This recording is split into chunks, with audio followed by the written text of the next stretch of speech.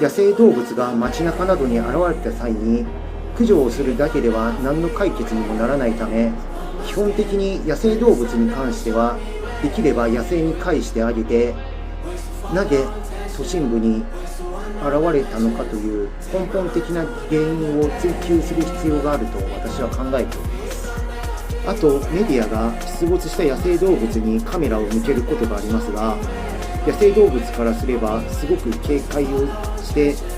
怖がったりパニックになる可能性があるため、ああいう行為はやめるべきだと考えております。